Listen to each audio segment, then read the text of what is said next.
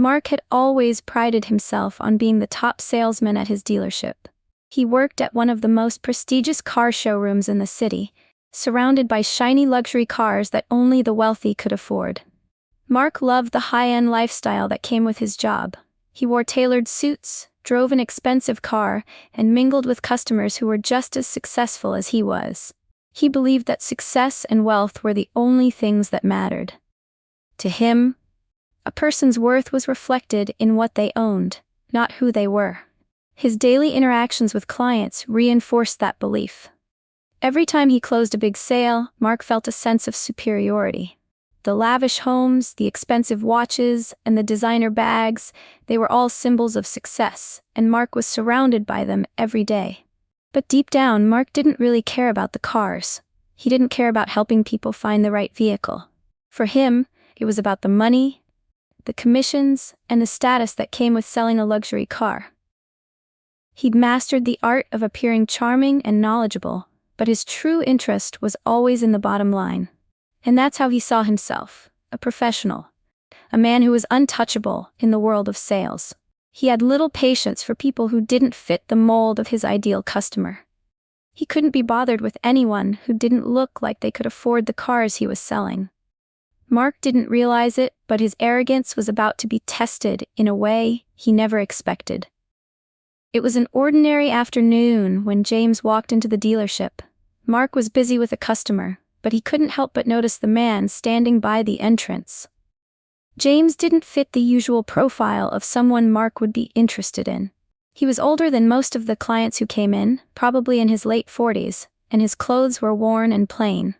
His shirt was faded, and his jeans had patches on them. Mark quickly sized him up and dismissed him as just another person who couldn't afford the luxury cars. James stood at the entrance, his eyes wide with awe as he gazed at the cars lined up on the showroom floor. He was clearly out of place, but his excitement was undeniable. He seemed like someone who had never been around such expensive cars before, like a kid staring at toys he could never afford. To Mark, it was a telltale sign that this man wasn't serious about buying anything. Mark sighed and excused himself from his current conversation, rolling his eyes. He adjusted his suit and walked toward James with a confident, almost smug smile. He had no interest in dealing with someone who didn't look like they belonged. Mark had dealt with people like James before. They would come in, take up space, and waste his time, only to leave without buying anything. "Can I help you, sir?" Mark asked, his tone cool and dismissive. He had no intention of offering any real assistance, just enough to push James out the door. James looked up, slightly startled, and smiled nervously. "I was just looking around. I've always dreamed of owning a car like this," he said, his voice filled with awe. Mark's smile didn't falter, but his patience was already wearing thin. He could tell this wasn't a serious customer. "These aren't exactly the kind of cars you'd be able to afford," Mark said with a laugh. "Maybe you should try a used car lot. These cars are for real buyers, not window shoppers." James's face flushed with embarrassment. He opened his mouth to say something, but Mark didn't give him a chance. Mark turned his back and walked away, making sure the other customers saw how dismissive he was. As Mark walked back to his desk, he glanced over his shoulder, feeling a sense of satisfaction. He'd made his point, and James was clearly uncomfortable. He didn't care that his words had stung. To him, it was just part of doing business. If people didn't look the part, they weren't worth his time. Besides, he had plenty of real customers to focus on. But as he sat down and resumed his work, Mark couldn't help but hear the faint shuffle of footsteps behind him. He glanced up, expecting to see James retreating out the door.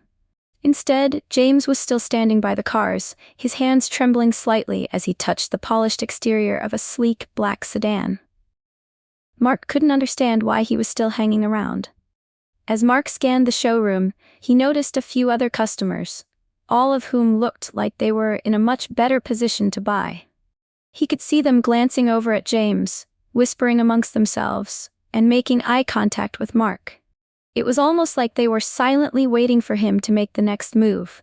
Mark decided to make an example out of James, to show the others that he was the one in control. He stood up, straightened his tie, and walked toward James once again. This time, His tone was even sharper, more biting. "I'm sorry, sir, but I don't think you understand," Mark began, loud enough for the other customers to hear. "These cars aren't for everyone. You're wasting your time here. Maybe you should go home and think about something more within your reach." He made sure to speak slowly, emphasizing every word, making James feel smaller with each sentence. Mark watched as James's face flushed a deeper red, the embarrassment clearly evident. The other customers looked on, some of them trying to hide smirks, others exchanging amused glances. It was as though Mark had become the center of attention, and James was nothing more than a joke. James stood there, his mouth open as if he wanted to respond, but didn't have the words. His shoulders slumped, and he turned away slowly, heading for the exit without a word. Mark didn't care to watch him leave. The damage was done, and he had made his point. The entire showroom felt quiet after that.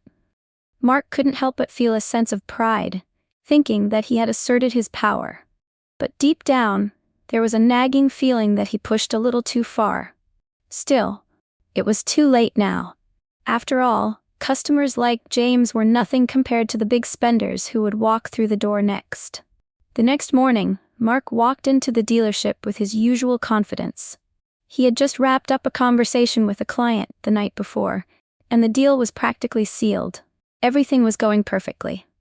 As he made his way to his desk, he noticed a few unfamiliar faces in the showroom. None of them looked particularly interesting, but Mark didn't mind. He was used to dealing with all kinds of customers.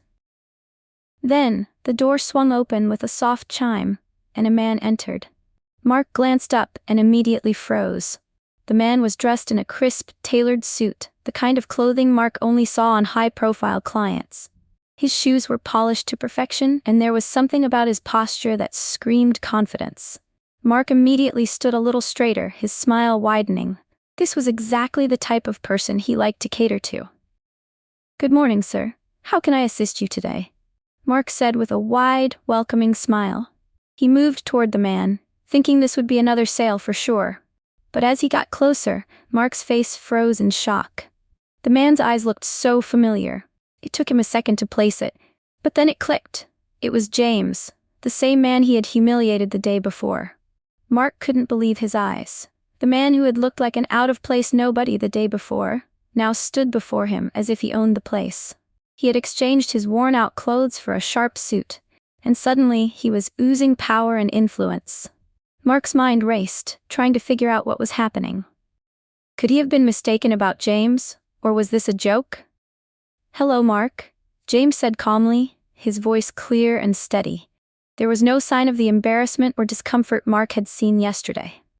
Instead, James seemed completely composed, even a little amused. "I'm here to speak with the manager." Mark was flustered, unable to form a coherent response. His smile faded as he tried to regain his composure. "The manager's not here right now, but I can assist you with anything you need," he stammered, still in shock. James didn't respond immediately.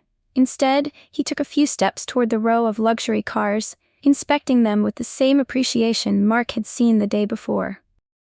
It almost felt like déjà vu, but this time, everything was different. Mark, who had always prided himself on being the expert, was beginning to feel like he had lost control of the situation. "Actually, I'll wait for the manager," James replied, his eyes never leaving the cars. He didn't seem in any rush, and for the first time Mark felt a pang of nervousness. What had he gotten himself into? The manager arrived shortly after, looking as calm and collected as usual. Mark watched, his palms slightly sweaty, as the manager approached James with a professional handshake. It was clear that James wasn't just another customer.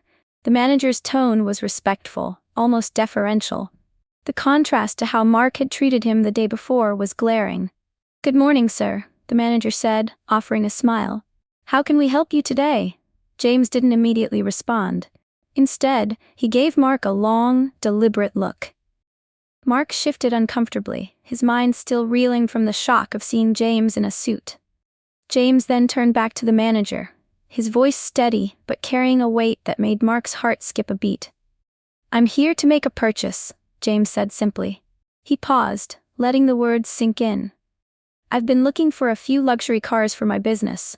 I was planning on buying multiple models today, but that was before I had the chance to experience your dealership's customer service." Mark's eyes widened. The words felt like a punch to his stomach.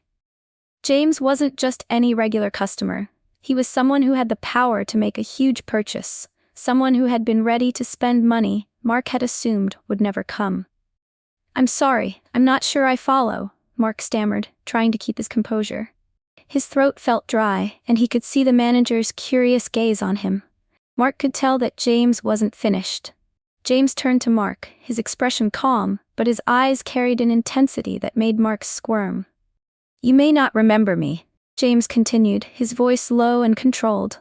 "But yesterday, I came into your dealership dressed a bit differently. I was here just like I am today, except I was treated like a joke." Mark's face turned pale. He wanted to deny it, to say that he hadn't been the one to treat James poorly, but he knew it was no use. The humiliation of the previous day had already left its mark on both of them. The manager's eyes flicked from Mark to James, his expression unreadable, and then back to Mark again. "I dressed down on purpose to see how your team would treat me," James continued. "And what I got was disrespect and mockery. You assumed I couldn't afford these cars because of the way I looked, and you were wrong." The air in the showroom felt thick as Mark stood frozen, unable to respond. His mind was spinning, his pride shattered. James wasn't just some poor man he could dismiss. He was someone with the power to buy everything in the showroom. And Mark had lost it all with a single thoughtless act. Mark stood there, unable to find his voice. His mind raced, trying to make sense of what was happening. How had he let this happen? He had treated James like nothing more than an inconvenience, assuming he didn't belong in a place like this. Now standing before him was a man who could buy the very cars Mark had always dreamed of selling. And all he could do was stand there, trapped by his own mistake. James turned to the manager, his expression calm but firm. "I came here yesterday with every intention of buying. I was serious. But after the way I was treated, I'm no longer interested in doing business with you." The manager didn't say anything right away, but Mark could see the disappointment on his face. The silence between them felt unbearable. Mark had been a star salesman, always at the top of the leaderboard, but now, in that moment, it all felt meaningless. His arrogance had cost him more than just a sale. It had cost him his reputation and respect. "I'll take my business elsewhere," James continued, his voice still steady. "I've already found a place where I'm treated with respect, where people understand that it's not about how I look, but about what I can do." Mark swallowed hard, but no words came out. His heart pounded in his chest as he realized the gravity of the situation. He had let his pride and prejudice cloud his judgment, and now, someone who had the power to change his life had turned his back on him. There was nothing he could do to fix it. The manager finally spoke, his voice sharp. "Mark, I need to speak with you in private." James nodded once, offering a polite smile to both of them before turning to leave the showroom. His steps echoed loudly in the now quiet space. Mark watched as James walked out of the door, and the weight of his mistake settled heavily on his shoulders. He couldn't help but feel embarrassed and ashamed.